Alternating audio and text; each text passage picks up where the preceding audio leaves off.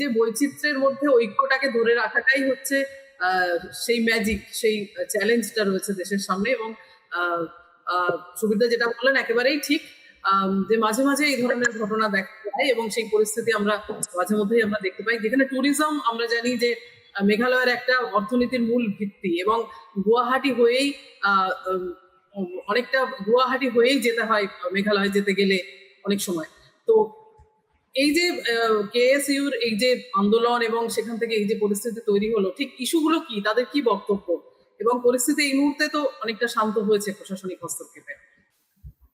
দেখুন, সুবিধা যেটা বলেছে সেখান থেকেই আমি নেব, যে এই যে আপনি বললেন না এই ডাইভার্সিটি, হ্যাঁ, এবার এই ডাইভার্সিটি মেনটেন করার জন্য মানে আজ অব্দি আমরা কি স্টেপ নেওয়া হয়েছে সরকারের তরফ থেকে, হ্যাঁ, সেটা দেখতে হবে। যে এই যে নর্থ ইস্টার্ন স্টেটসের কিছু কিছু জেনুইন গ্রিভেন্সেস আছে, যেগুলোর ম্যানিফেস্টেশন হয়তো খুব মানে এই যে এবার যেটা হলো, এই ম্যানিফেস্টেশনটা হয়তো খুব ভালোভাবে হয়নি, ভায়োলেন্টলি হয়েছে, কিন্তু আপনি মূল ইস্যুটা কি ছিল?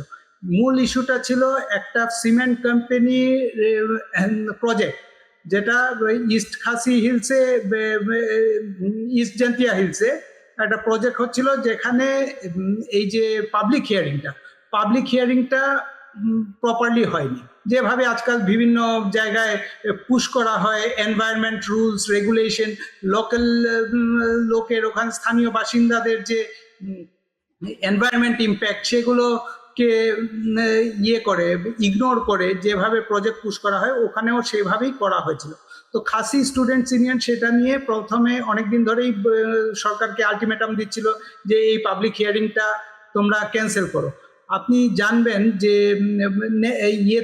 মেঘালয়, আসাম মেঘালয় বর্ডারে, মেঘালয়তে একটা ছোট্ট একটা টাউন আছে বার্নিহাটটাকে আজকাল বলা হচ্ছে যে বিভিন্ন গ্লোবাল রিপোর্টে পৃথিবীর সবচাইতে পলিউটেড এরিয়া, একটা ছোট্ট জায়গা। হ্যাঁ, হয়তো আমাদের কলকাতার একটা স্থানীয় লোকালিটি বালিগঞ্জ, বেহালা, এরকম লোকালিটির থেকেও ছোট এরিয়া। হ্যাঁ, সেটা পৃথিবীর সবচাইতে পলিউটেড লোকালিটি বলে ধরা হচ্ছে, টাউন বলে ধরা হচ্ছে। তাতেই বোঝা যাচ্ছে যে কি পরিমাণ যে স্থানীয় লোকের অসুবিধাকে ইগনোর করে এইগুলো ফ্যাক্টরিগুলো করা হচ্ছে। আর এই যে ফ্যাক্টরিগুলো হচ্ছে, তার ইকোনমিক বেনিফিট কে পাচ্ছে? স্থানীয় লোকরা। তো স্থানীয় লোকের হাতে তো ক্যাপিটাল নেই, স্থানীয় লোকরা এইগুলোর কোনো, এই ফ্যাক্টরির মালিক কারা? হ্যাঁ, তো এই যে ইকোনমিক প্রগ্রেস আমরা বারবার বলছি, কিন্তু সেটা কি পারকোলেট করে স্থানীয় লোকের হাতে যাচ্ছে? সেটা কিন্তু নর্থ ইস্টে হচ্ছে না। কয়েকটা কমিউনিটি পুরো ইকোনমিটাকে কন্ট্রোল করে রেখেছে। তো স্বাভাবিকভাবেই সেখানে একটা পুশব্যাক হবে। আপনি স্থানীয়দেরকে, আপনি চাকরিতে স্থানীয়রা নেই, স্থানীয়দের হাতে ক্যাপিটাল নেই, যত ইন্ডাস্ট্রি, এগুলো ইন্ডাস্ট্রি হচ্ছে বাইরের ক্যাপিটালিস্ট। ইন্ডাস্ট্রি যখনই করা হচ্ছে, স্থানীয় লোকের সুবিধে অসুবিধাকে নজরআন্দাজ করা হচ্ছে। আগে মেঘালয় আরেকটা যে জিনিসের জন্য বিখ্যাত, এই যে ইল্লিগেল কোল মাইনিং এ কারা বেনিফিটেড? কটা খাসি, জেন্তিয়া, গারো বেনিফিটেড? তো এইটার থেকে কি হয়, একটা আউটসাইডার, এই যে বহিরাগত একটা ফিলিংস আসছে। হ্যাঁ, সেটা নর্থ ইস্টে শুধু মেঘালয় নয়, সেটার প্রত্যেকটা স্টেটেই এটা মানে অ্যাপ্লিকেবল। আপনি এই যে আউটসাইডার ফিলিংস যেটা আসছে, চাকরির ক্ষেত্রে দেখা যাচ্ছে ম্যাক্সিমাম বেনিফিটস গুলো, ইভেন লো পেইং জবগুলো, ট্যাক্সি ড্রাইভার, হ্যাঁ, এগুলো ম্যাক্সিমাম বাইরের লোক গিয়ে করছে। তো তাতে কি হচ্ছে, স্থানীয় লোকের মধ্যে একটা ক্ষোভ হচ্ছে। তো এই প্রটেস্টটা যেটা হয়েছিল, সেইভাবেই সেটা নিয়ে প্রটেস্ট হয়েছিল। কিন্তু খাসি স্টুডেন্টস ইউনিয়নের একটা হিস্ট্রি আছে এইভাবে হুলিগানিজমের। খাসি স্টুডেন্ট ইউনিয়ন আগেও অনেকবার এরকম হুলিগানিজমে ওরা লিপ্ত হয়েছে, ভাঙচুর, কখনো দুর্গাপূজা প্যান্ডেল ভেঙেছে, কখনো কালী মূর্তি ভেঙেছে, কখনো দোকানদারকে মেরেছে। আরেকটা হলো, এটা বলতেই হবে, নর্থ ইস্টে কিছু কিছু স্টুডেন্ট ইউনিয়নের নামে এরা এক্সটর্শন র্যাকেট চালায়। এটা এক ধরনের কটেজ ইন্ডাস্ট্রি হয়ে গেছে, যে দোকান থেকে, যেহেতু ম্যাক্সিমাম বিজনেসই আউটসাইডার্সদের, বাইরের লোকদের, সেহেতু ধমকি দিয়ে টাকা তোলাটা আরো সহজ হয়ে যায়। তো এইগুলো অনেক ব্যাপারগুলো আছে। হ্যাঁ, সেটা একটা কারণ নর্থ ইস্টে বারবার এই ধরনের ঘটনা হওয়া। আরেকটা জিনিস যেটা নর্থ ইস্টে যে টেরিটরিগুলো কিন্তু খুব ওভারল্যাপিং কমিউনিটি ওয়াইজ। আপনি দেখবেন যে খাসি, এই যে Meghalaya Assam dispute, border dispute হচ্ছে, ওভারল্যাপিং হচ্ছে। কিছু আসামের এরিয়ার মধ্যে কিছু খাসি ভিলেজ আছে, আবার খাসি ভিলেজের মধ্যে কিছু অ্যাসামিজ ভিলেজ আছে। হ্যাঁ, যেটা আজকে মণিপুরে যে একটা প্রবলেম হচ্ছে, এই যে কোনো একটা পার্টিকুলার কমিউনিটির একটা পুরো টেরিটরি অ্যাসাইন নেই। হ্যাঁ, অনেক ওভারল্যাপিং আছে, যেটার জন্য এই বৃহত্তর নাগালিম ডিমান্ড নিয়ে একটা সময় একটা টেনশন চলছিল। কারণ অনেক নাগাল্যান্ডের বাইরেও আপনি নাগাদেরকে পাবেন, মণিপুরে আছে, আসামের ডিমা হাসাও অঞ্চলে আছে, কার্বি আংলং অঞ্চলে আছে। তো এই যে টেরিটোরিয়াল ওভারল্যাপিং যেগুলো হয়, সেগুলো একটা টেনশন তৈরি করে। এবার আমরা দেখছি যে এই যে এবার যে প্রবলেমটা হচ্ছে, এই প্রবলেমটা প্রথমে শুরু হয়েছিল কিন্তু এই সিমেন্ট ফ্যাক্টরির একটা জেনুইন গ্রিভেন্সেস নিয়ে, যে তোমরা স্থানীয় কৃষকদের, স্থানীয় গ্রামবাসীদের কথা না শুনে, ওদের পাবলিক হিয়ারিংয়ে ওদেরকে ডাকতে না দিয়ে, পুলিশ দিয়ে ওদেরকে ব্লক করে তোমরা পাবলিক হিয়ারিং করে এই প্রজেক্টটা করছো, এই প্রজেক্টটাকে ক্যান্সেল করতে হবে। কিন্তু সাথে সাথে যখন প্রটেস্ট শুরু হলো, প্রটেস্টের সাথে সাথে আমরা দেখলাম অন্য ডিমান্ডগুলো চলে এলো।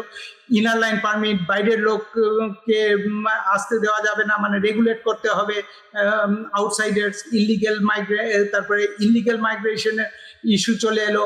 তারপর চাকরিতে স্থানীয়দেরকে প্রাধান্য দিতে হবে, সেরকম দাবিগুলো চলে এসছে। তো যেহেতু কেএসইউর আগেও এই ছিল, একটা হিস্ট্রি আছে, কেএসইউ যখনই যে প্রটেস্ট করেছে খুব কমই ওদের প্রটেস্ট শান্তিপূর্ণ হয়েছে।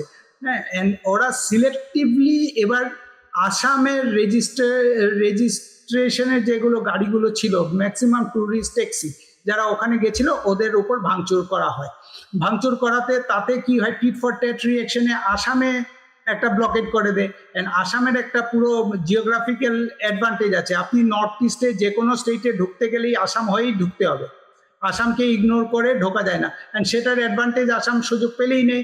কয়েকদিন আগে আমরা দেখেছি সিমিলার ওরা ব্লকেট করে দিয়েছিল অরুণাচল প্রদেশে একটা এরকমই একটা গ্রামের সাথে পাশাপাশি দুটো গ্রাম একটা বাউন্ডারিতে, যেগুলো বাউন্ডারি ভিলেজ যেগুলোকে বলা হয়, অরুণাচল এন্ড আসামের দুটো গ্রামের মধ্যে কিছু বোঝাপড়া একটা হয়েছিল, প্রবলেম হয়েছিল।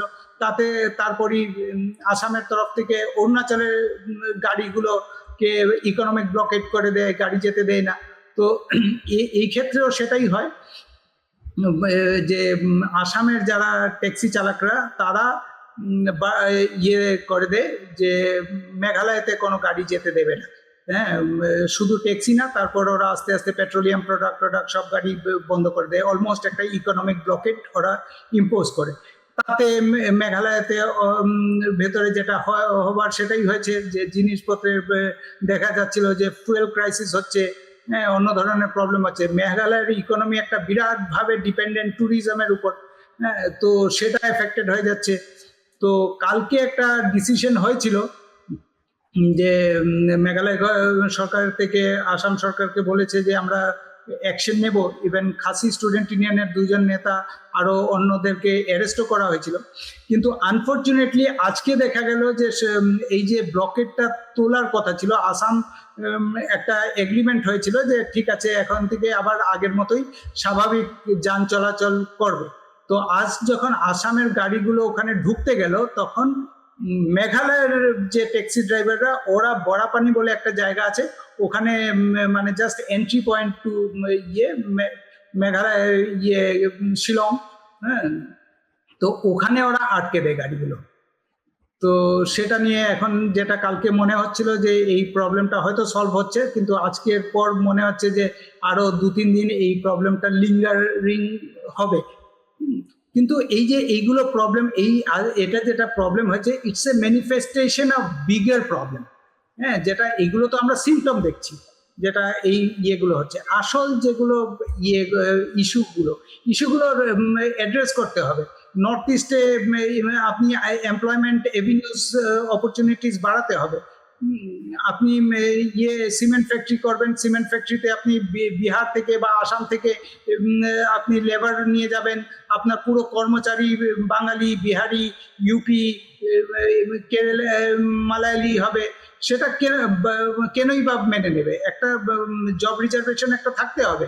হ্যাঁ, না হলে এই যে ছোট ছোট রাজ্যগুলো, এদের তো কোনো বেনিফিট হচ্ছে না, ইকোনমিক বেনিফিট। আমাদের এই সরকার বলছে আমরা নর্থ ইস্টকে এবার ফোকাসে রেখেছি, আমাদের নর্থ ইস্টে খুব গুরুত্ব দিচ্ছি, হ্যাঁ, অনেক ইনভেস্টমেন্ট আসছে।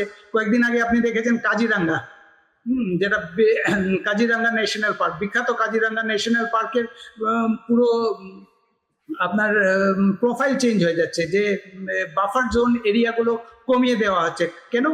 যে বড় বড় ইন্ডাস্ট্রিয়ালিস্টের হাতে দিয়ে দেওয়া হবে, 5 স্টার হোটেল করা হবে।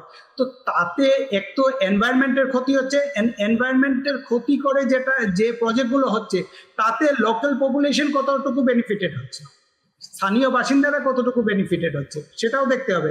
তো এই যে মিসম্যাচ একটা হচ্ছে, এক তো পপুলেশনের উপর একটা মারাত্মক ক্ষতি হচ্ছে, সেকেন্ডলি যেটার জন্য সাফার কারা করছে? আজকে পপুলেশন যখন হয়, এই যে বার্নিহাটে আজকে কারা সাফার করছে? ওখানে স্থানীয় বাসিন্দারা সাফার করছে। আপনি গিয়ে ওখানে সার্ভে করে দেখবেন যে প্রায় প্রত্যেকটা লোকই ইয়েতে লাংসের প্রবলেমে ভুগছে। গাছের পাতার উপর এই সিমেন্টের পারদ পড়ে থাকে, এরকম অবস্থা। তো তার উপর কি হচ্ছে? ইকোনমিক বেনিফিটও পাচ্ছে না। তো এই যে ব্যাপারগুলো হচ্ছে, সেটার জন্যই এই ধরনের পুশব্যাক গুলো হচ্ছে নর্থ ইস্টে বারবার। হ্যাঁ, একবার হয়তো ম্যানিফেস্টেশন আলাদা হয়ে যাচ্ছে। আগে সুবিধা যেটা বললেন, আগে ওটা আর্মস রেবেলিয়ন হয়েছে, সেটার জন্যই। হ্যাঁ, এখন হয়তো অন্য ধরনের ম্যানিফেস্টেশন হচ্ছে। হ্যাঁ, আর্মস রেবেলিয়নটা এখন মানে অনেকটাই আউটডেটেড হয়ে গেছে, তবুও এখনো আছে। হ্যাঁ, আর্মস লেভেল যে ওখানে নেই সেটা কিন্তু না, এখনো আছে। আস্তে আস্তে যেভাবে ভারত সরকার একটার পর একটা প্রমিসেস ফুলফিল করতে পারছে না, ধরুন নাগাল্যান্ডের সুবিধা যেটা বললেন, যে ফ্রেমওয়ার্ক এগ্রিমেন্টে এতদিন ঝুলে থাকার জন্য আজকে কি হচ্ছে? যে মেইন গ্রুপটা এনএসসিএন আইএম এর একটা যে যারা হার্ডলাইনাররা ওরা বেরিয়ে একটা ইস্টার্ন ফ্ল্যাঙ্ক বলে একটা নতুন অর্গানাইজেশন তৈরি করেছে। অলরেডি দুটো আসাম রাইফেল সিকিউরিটি ফোর্সেস এর উপরে অ্যাম্বুশ করেছে। তো পরিস্থিতি অ্যাম্বুশ হয়েছে একটা আসাম রাইফেলের উপর, আমাকে ডিজি সাহেব এখনই বললেন। হ্যাঁ, তো এইগুলো যেগুলো হচ্ছে ছোট ছোট ঘটনা, এগুলো কিন্তু ভারত সরকার যদি বারবার ইগনোর করে যায়, ভাবে যে আমি শুধু মুখে বড় বড় কথা বলে বারবার, মানে আসামে একটা কথা আছে, টেঙ্গা আম একবারই বেচিব পারে, মানে যে আমটা টক হয় সেটা আপনি একবারই বেচতে পারবেন, বারবার ওটাকে বেচার চেষ্টা করবেন না, ওটা বারবার বেচতে পারবেন না। সো আসামে যেটা চেষ্টা হচ্ছে, বারবার গিয়ে নর্থ ইস্টে গিয়ে প্রমিসেস, একটার পর একটা প্রমিসেস, যে হ্যাঁ আমরা এই করছি ওই করছি। আলটিমেটলি নর্থ ইস্টের লোকরা ওই বেনিফিটসের মানে ভাগিদারই হতে পারছে না। এই যে আপনার যা ডেভেলপমেন্ট, একটু যা ডেভেলপমেন্ট হচ্ছে, তাতে কিন্তু নর্থ ইস্টের লোকরা খুব একটা বেনিফিটেড হয়নি এখনো। আপনি যদি আনএমপ্লয়মেন্ট ইন্ডেক্স গুলো দেখুন, নর্থ ইস্টার্ন স্টেটস গুলো এখনো মানে সব ভারতবর্ষের যত রাজ্যগুলোর মধ্যে সবচেয়ে ওদের আনএমপ্লয়মেন্ট রেট হাই। কেন? তো এইগুলো থাকার জন্য এই প্রবলেমগুলো থাকবে, আর যতদিন পর্যন্ত এই প্রবলেমগুলো অ্যাড্রেস হবে না। তারপর অমিত শাহ বলেছিলেন একটা নর্থ ইস্টার্ন কাউন্সিলের মিটিংয়ে, উনি ডেডলাইন দিয়েছিলেন বোধহয়, আমি যদি ঠিকঠাক মনে পড়ে, 2024-এর মধ্যে নর্থ ইস্টের নাকি সব ইন্টার স্টেট বাউন্ডারি ডিসপিউটগুলো সলভ হবে। আজ অব্দি তো হয়নি। তো এইগুলো প্রমিস শুধু হচ্ছে, কাজ গ্রাউন্ড লেভেলে কিছু হচ্ছে না। দেখুন, এখন তো বিজেপির জন্য সবচাইতে সুবিধে, কারণ প্রায় সবগুলো স্টেটেই বিজেপি রুল, আর বিজেপির অ্যালায়েন্স যারা আছে ওরা রুল করছে।